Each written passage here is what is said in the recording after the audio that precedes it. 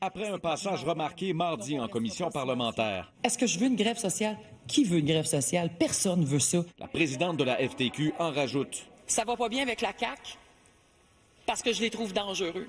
On veut pas évoluer dans un Québec où notre démocratie est en doute. Devant ses membres réunis en congrès jeudi, Magali Picard va même jusqu'à dire que le Québec est devenu extrémiste. Le Québec n'a jamais été aussi extrémiste de par ses projets de loi que ce qu'on vit actuellement. Je ne veux pas nous comparer à personne d'autre ailleurs au monde. Je vous dis que pour nous, le Québec d'aujourd'hui ne nous ressemble pas. C'est pas parce que la CAQ veut mettre le feu puis créer la zizanie qu'on est obligé d'embarquer là-dedans. Un ton qui déplaît au Parti québécois. Grève sociale, guerre, quasiment une dictature, extrême droite et j'en passe.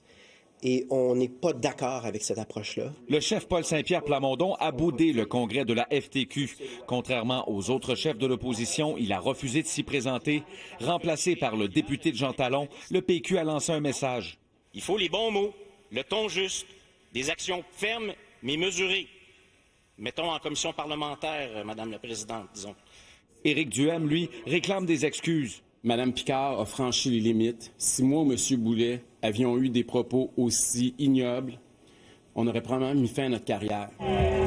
Le mécontentement à l'égard de la réforme syndicale de la CAQ s'est aussi fait sentir devant l'Assemblée nationale. Je les comprends pas pourquoi ils nous attaquent tout le temps. C'est de la tête aux droits et libertés, c'est de la tête aux droits de l'association. Je pense que le gouvernement Legault n'a pas de leçon à donner aux syndicats. Puis, en commission parlementaire, la Fédération autonome de l'enseignement a fait part de ses doléances. C'est peut-être pas tant l'intérêt des travailleurs qu'on a à cœur, mais d'essayer de limiter la capacité des syndicats de s'ériger dans la société comme un contre-pouvoir.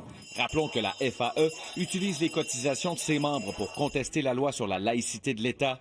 Québec propose de rendre une partie des cotisations des travailleurs facultatives, notamment celles dédiées aux mouvements sociaux. Les cotisations facultatives qui relèvent de ce qu'on considère comme étant facultatives, quand c'est bien présenté, je pense que les travailleurs vont s'exprimer s'ils le veulent. C'était la dernière journée des consultations particulières du projet de loi de Jean Boulet. D'ailleurs, le ministre, bien que déterminé à aller de l'avant, s'est dit ouvert à y inclure des amendements. Pierre-Antoine Gosselin, TVA Nouvelles, à Québec.